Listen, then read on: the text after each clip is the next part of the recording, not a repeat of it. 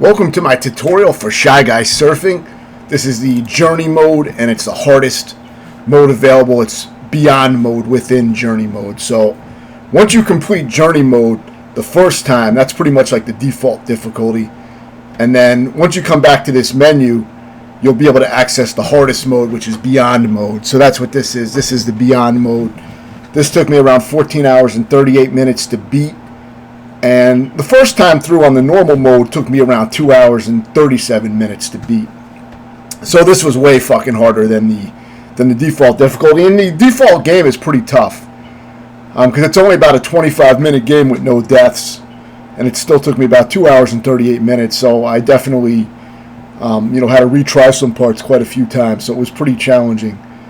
But this ramps it up with the amount of enemy density, and the speed of everything seems much faster, so it's way harder. And you have to travel maybe an extra 200 to 400 meters. I'm not sure exactly, but it's something like that. Each stage is about 200 to 400 meters longer. They're all 1,200 meters now. I think on the default difficulty they might be like 1,000 or 800 or something like that. So those things do make it a lot harder. And I'm also going to be showing the secret final boss defeated and how to access that, which I really didn't even want to access it or know how to access it, but I couldn't avoid this fucking key in the desert level, so I said, fuck it. I decided I would just get the key because I kept hitting into it, so it's not much of a secret because I totally discovered all this shit on accident. But you do have to do it, I think, to access the boss, so you could miss it. The secret final boss probably took me about 8 or 9 hours to beat. That's why I spent most of my time on this mode. The hardest stages took me around, I would say, 40 to 63 minutes to beat for the hardest stages, which are some of the later stages. These early stages, I think I went through the first few stages without a death because, I was already familiar with the way the game controlled on the regular mode. Now, the game is randomized as far as the obstacles that appear, so you can't memorize the levels directly, but there are certain obstacle layouts that repeat. They're just cycled in a different order, so a lot of the stuff does repeat. It might all repeat for all I know, but there seems to be quite a few different obstacles on some of the stages that I didn't recognize, so I just react to those. But there are certain layouts that I recognize immediately, and that allows me to react to some of the obstacles very quickly without too much thought, because they're built into my muscle memory from doing the stages so many times. So that will help with learning the stages. But you will still have to be able to adapt quite a bit in the moment. And this game definitely requires some really good twitch reflexes. I would say that this game is not really... it's one of those games that's so difficult that I can't really explain it that well. It's more of a matter of getting a feel for the game and practicing and muscle memory, because it has some parts that are really, really hard. And overall, the game is really, really hard once the levels, spike up a little bit. The first few levels are kind of like an introduction, but it is a short game. It's only about 25 minutes, like I said, but I did include a little extra footage of me doing a no damage run on the first form of the final boss, which I'll go over at the end of the video.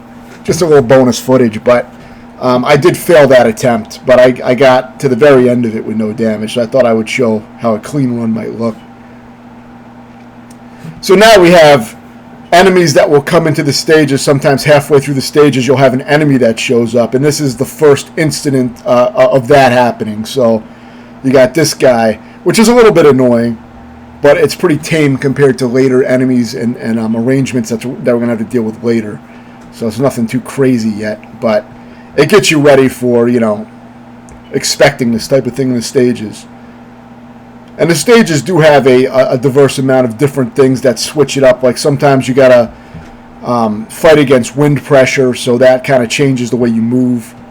Underwater is very slippery control since you never touch the ground and you're just in hover mode pretty much.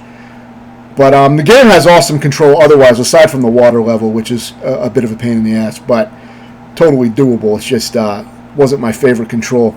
But the game has, extremely precise control, very impressive with how well it controls. It's an awesome fucking game. It's a free fan game. I'm probably going to do a review on it too, but it's really fucking good. It's better than most paid indie games. It's really well executed. So the way it works, it's based on Super Mario Bros. 2 controls a little bit. It's an auto-scroller, though, so the screen is always scrolling. Here you're scrolling to the left, so they switch up the direction a little bit. But the way it works is, you basically, the only thing you can do is move left and right, jump, and hold your jump button. When you hold your jump button, you'll hover in the air for a limited amount of time. It's kind of like an invisible hover bar. It runs out, but you can't see a bar for it. You just got to get used to the timing.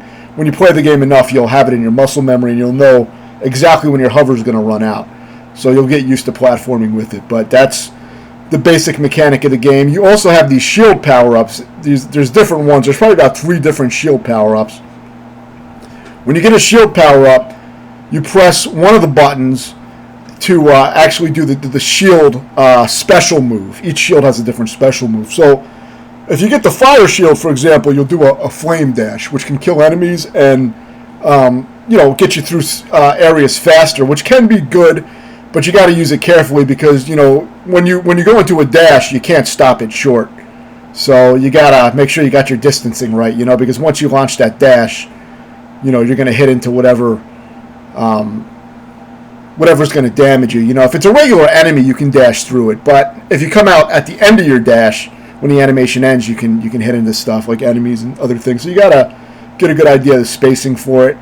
So here we're dealing with this bloater fish, puff fish in the middle of the stage. So that comes in a little later. So try to stay away from that and jump, over the spiders or under them, wherever you can fit. But the game really does require a lot of really twitchy and precise maneuvering. So it's one of those games that a tutorial really won't help if the skill isn't there. You know what I mean? But it will give you an idea of the strategies at least. And I think it's worth practicing the game to learn the skills. But if this was a game for a first-time player of games in general, I'd probably say this would probably be too difficult. At least on this mode. I mean, even the normal mode is quite difficult if you're not good at that kind of gameplay.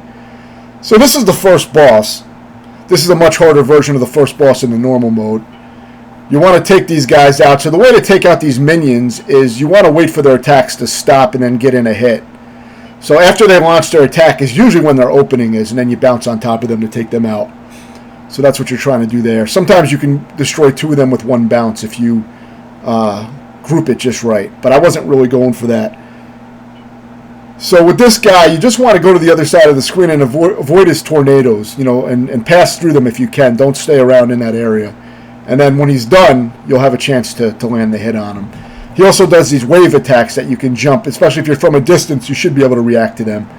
But it is a challenging boss. I think it took me a decent amount of tries. It wasn't like I just beat it on my first few tries. That guy gave me some trouble. And that's just the start, really. So it is a hard boss. Though things are going to get a lot more difficult, but it's definitely not an easy first boss.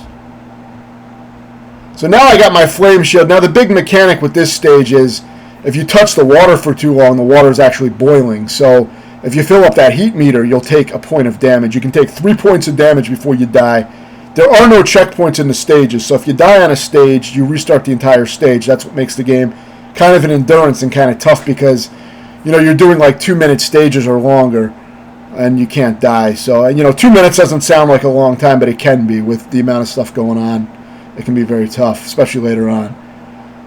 So you gotta like not stay in the water too long, or you will take boil damage if you fill that heat bar. So just be aware of that. Now, midway through the stage, you're gonna have your little gimmick that comes in. It's either an enemy or like a weather change or something like that. It goes through a little roulette, and whatever it lands on is the status effect or enemy that you're gonna get. So right now we have the ice guy. Now, if you get this ice Lakitu, the thing is just stay on the bottom half of the screen as much as you can because he won't fuck with the bottom half of the screen. So at least the water isn't hot anymore, so you don't have to jump out of the water every few seconds. But whenever the water is hot like that, you're gonna have to like keep jumping periodically to keep your heat bar down, or go on regular surfaces, to get the bar to go down a little bit. So you gotta be mindful of that. If you do get frozen, it's not a death sentence, but the way the game works is it's very easy to get pinned against walls even when you're not frozen. So if you get frozen, you could very easily get pinned against a wall, which is an instant death. which is a big cause of instant deaths in this game, even if you have full health. So that makes the game a lot harder. You know, that's another thing that's makes the game very tough. So now you have invisible passages that only show up when you get within a certain range. So it makes it very hard because, again, those stages are random, so you can't memorize the layouts. There are similar arrangements though, that do reoccur. So you want to keep moving, and you want to just react in the moment and try to get in those little openings that you see as you get close. Now you're going to see me get a key. I recommend getting one of the purple keys. If you want to get the secret final boss, you'll have to get a key in this stage. That's all you have to do to get the secret final boss. See that key I missed? But they're all over the fucking place. My problem was I couldn't avoid them. See, I fell in a pit, and instead of dying, I got the purple key in the pit. So now I was forced to do this fucking stage, which I was trying to avoid. Like I said, I didn't even want to do this fucking bonus stage because you got to collect 100 coins instead of a distance stage. Now you got to collect 100 coins to end the stage. There is no distance meter in this stage. Generally, when you get to the end of the distance of the stage, that's how you complete it. But for this stage, you got to collect 100 coins and then it'll end. But if you don't do that, it repeats forever. So you got to get your 100 coins to end it. You can bounce off the snakes. I was trying to hang back pretty far most of the time so I could see what was ahead. And I was also bouncing off the snakes, at times to get some height and to avoid them, avoid damage. So now we got this guy that comes out about halfway through the stage, and this makes things a lot harder. I think once you get about 50 coins, which is the halfway mark, this guy will come out. And you just want to avoid him. So just try to stay away from him. It makes it a lot harder. This is actually a very hard stage. A lot harder than the actual stage we were on previously, the desert stage, before getting the key. It's almost like a punishment for getting the fucking key. That's why I didn't want to get the key. I didn't know about the secret final bosses. I guess I'm glad that I did this stage, just because then I wouldn't have had access to the secret final boss, which was 9 hours of fucking pissing me off, but it was cool to beat.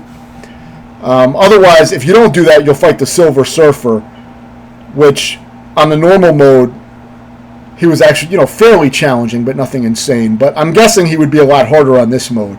If you do fight Silver Surfer, he'll probably be a harder version. But I didn't get to experience that. I only got to fight the Mecha Sonic bosses because I got that key and I beat that bonus stage. So if you do want to get the secret ending, get the key. Now, if you want to have an easier time with this hard mode and just beat the regular boss, avoid the key. Just try to beat the stage without hitting into a key, which is actually kind of hard to do. I kept hitting into the key, so I just said, fuck it, I'll just do this little, extra stage. And, it ended up working out because I was able to get to the secret final boss, which was a cool thing to unlock, but I wouldn't have cared too much if I just beat the game regularly. I was just going for the kill, So after you beat that, you're back on this stage. I think you still have to complete this stage anyway. I don't even know if you get to save any of your distance progress, but you're back on this stage, I believe. So now you got to finish this. But if you did complete that coin stage, then you'll at least unlock the secret boss when you get to the end. So that's all. It seems like that's all you have to do to unlock it. Like I said, I wasn't even trying to unlock anything. I didn't know about it. There's not much information or playthroughs of this game online, especially the hardest mode.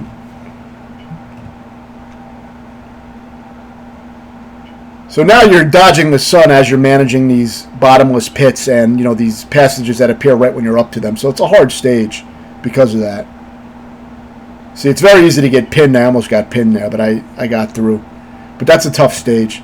And it just gets harder from this point on. So this stage really is not that bad, though. The only thing hard about this stage was the control is very slippery because you're pretty much stuck in float mode, because you're floating the whole time. You can't touch the surfaces anymore. So, you're just stuck floating. So, and the control is extra floaty. It's floatier than it would normally be if you were just floating. The other thing with this game is, in the regular stages, I forgot to mention, is that you reset your hover meter every time your feet touch the ground or you bounce off an enemy. So that's how you keep your hovers alive. Otherwise, you'll run out of hover and just fall through shit. So you want to maintain that by resetting it continuously by either touching a surface or bouncing off enemies. The other thing is, just like the Super Mario Brothers games, if you hold your jump button down or your float button down while you're bouncing off of an enemy, you'll do a super high jump. And that's something you're going to use to do high bounces and get through shit as well. That's part of your maneuverability that you definitely want to have down. Initially, in the beginning, you don't want to ring these bells because in hard mode, the bells make everything dark so it's hard to see. In normal mode, they're actually good. They clear out certain enemies. But now, when you get halfway through this stage, then you want to start hitting the bells as much as possible because you have this bonefish enemy that appears halfway through the stage, and the only way to stun him is to hit the bell. And as long as he's stunned, he can't damage you. So it makes it a lot easier to deal with him. So at this point, you want to hit all the bells. But for the first half, just avoid the bells. They'll just make things harder. So it's a bit of a reverse mechanic to how the game normally works. And it's a pretty tough stage. The floaty control made it harder for me. So now we have our second boss, and these guys are pretty tough. So you just want to hit all four of them from underneath to get to the next phase. But it's tricky because you got these ghosts, and they're constantly spitting these fireballs out that home in on you. So you really have to be careful and pick your openings carefully. So now you're going to bump this guy over to the right to that spiked ball. But just be aware he attacks very frequently on this mode, so you're going to want to jump and float for a while to avoid all of his attacks. When he stomps down or when he turns red, he's going to do another attack. So you want to be ready for those and just take your time with edging him over to that spike. Now you can knock him a lot faster when he's behind you, and you can hit the spike faster. For some reason, you move faster backwards than you do forward, so you can use that to your advantage. So you want to continue to dodge and do the same thing with staying in the air to avoid his attacks and then immediately getting back down and bumping him to the other side. You got to be fast about doing it, otherwise he'll get back. He'll move back to the left, and then you got to do it all over again. So you want to be pretty aggressive. So now this part's tricky. You have to get up on these pipes and hit them in the middle. But there's a lot of shit to dodge. So you got to get up in the middle and just jump up and just hit that shit in the middle.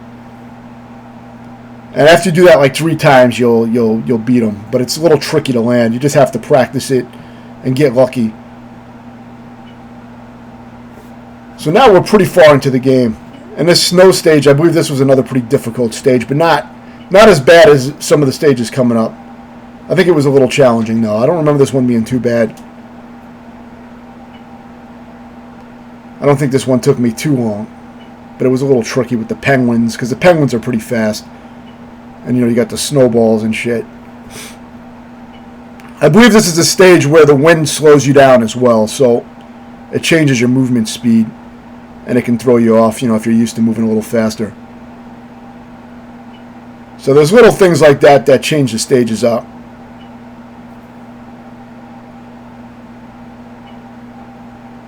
But I would say it's easier than some of the stages that we're going to be dealing with, because there's going to be some very hard stages near the end. So I thought the desert stage with the coins was one of the harder ones. And even the regular desert stage was quite difficult. But there's some very dense stages coming up that are, I would say they could potentially be brick walls, and some players may not finish this mode because of those stages. Especially the secret final boss, which is, extremely difficult. At least for me it was. It took me a long fucking time. I could definitely see that being a sticking point.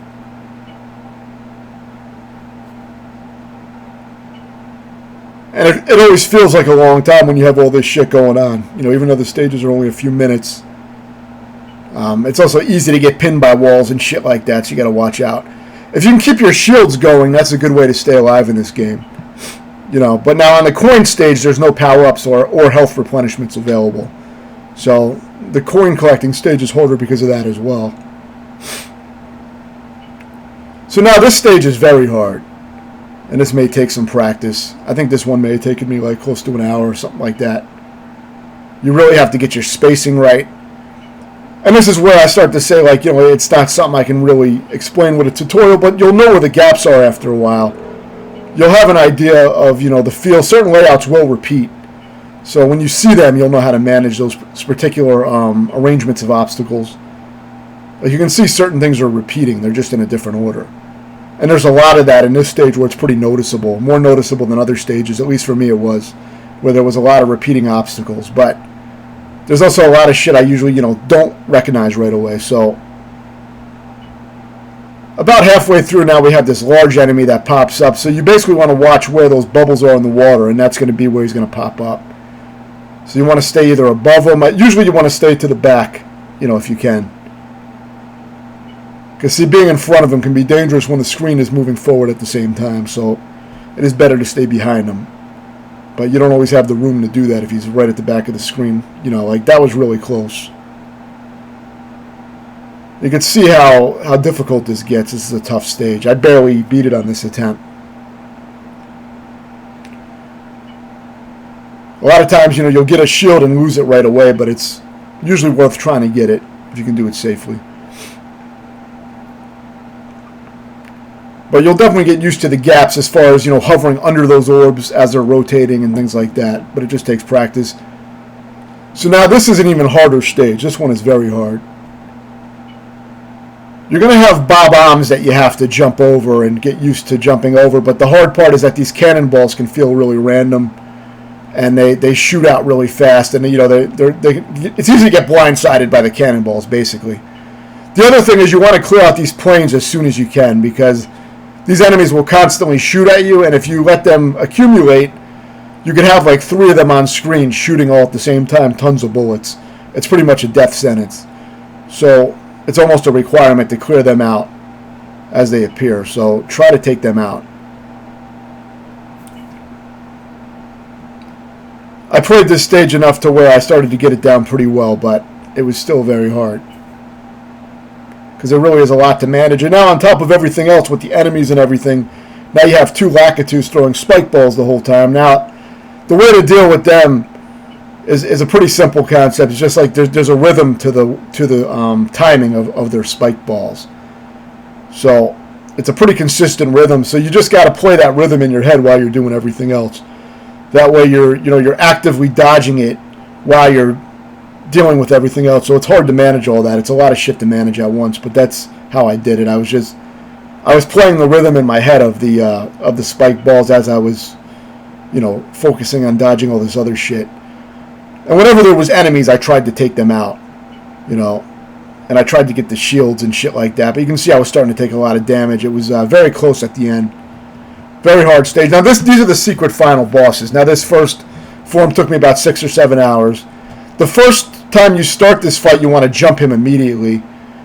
And then the hard part to explain is there's a timing to these spikes that he shoots, and that's the hardest thing to avoid.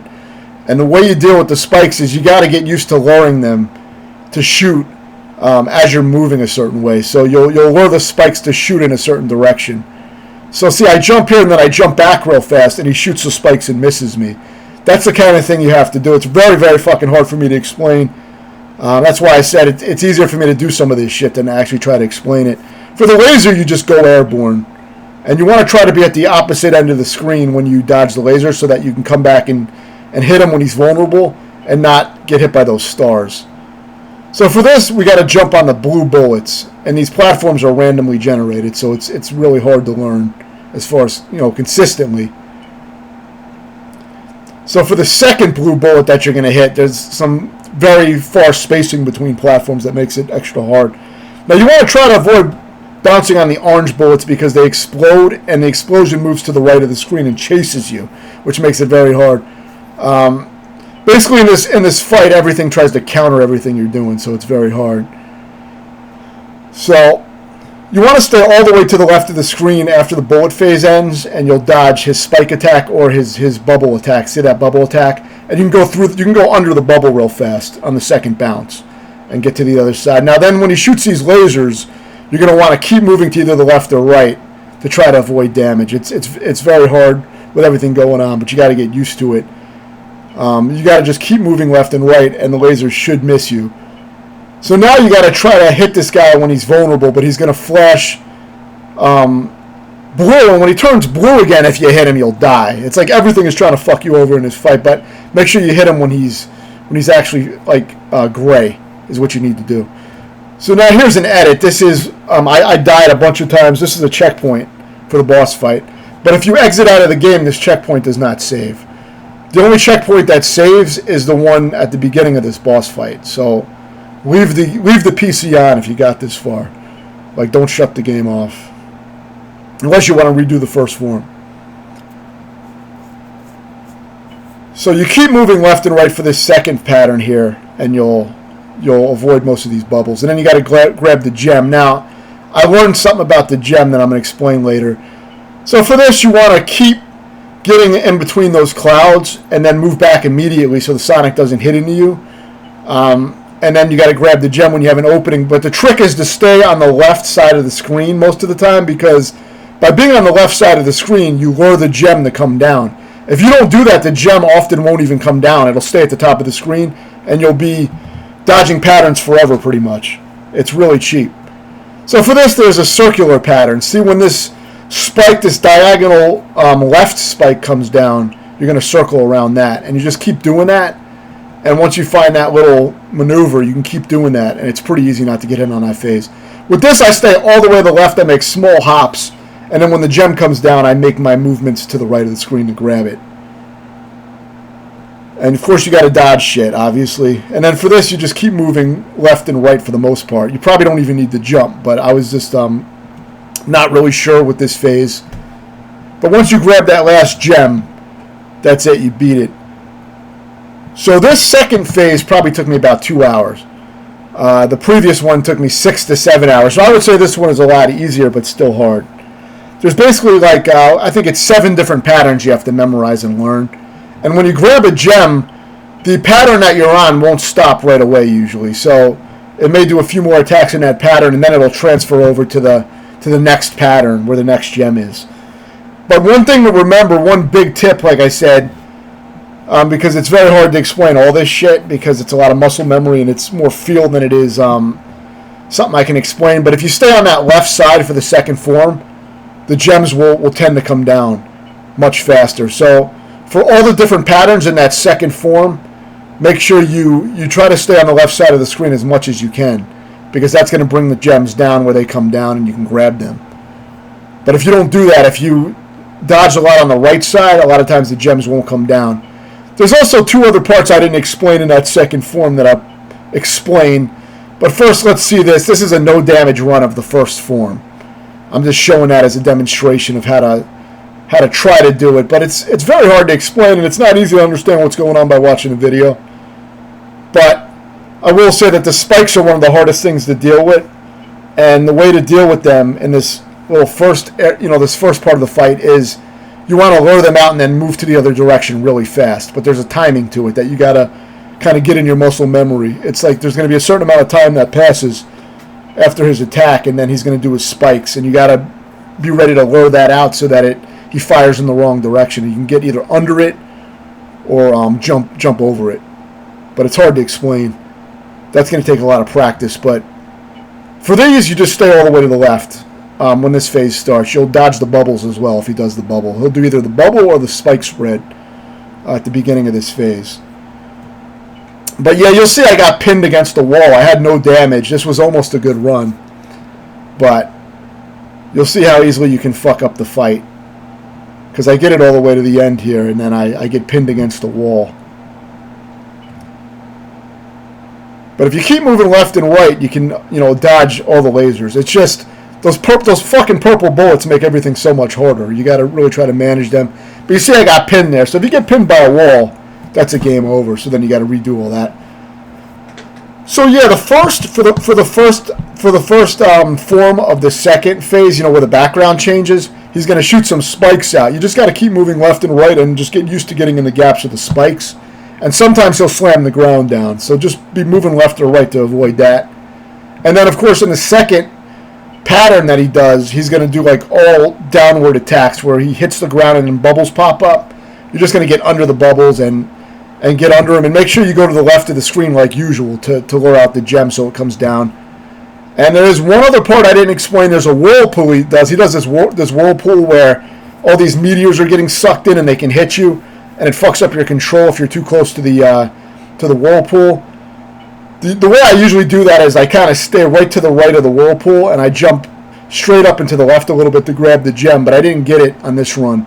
I had to actually go out of my way a little bit to grab it. But yeah, that's pretty much the best I can explain all the patterns, but it's going to take a lot of practice. Like I said, it took me probably 8 or 9 hours to beat both forms.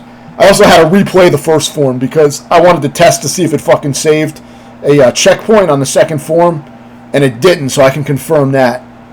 But yeah, if you have any questions, let me know. Thanks for watching.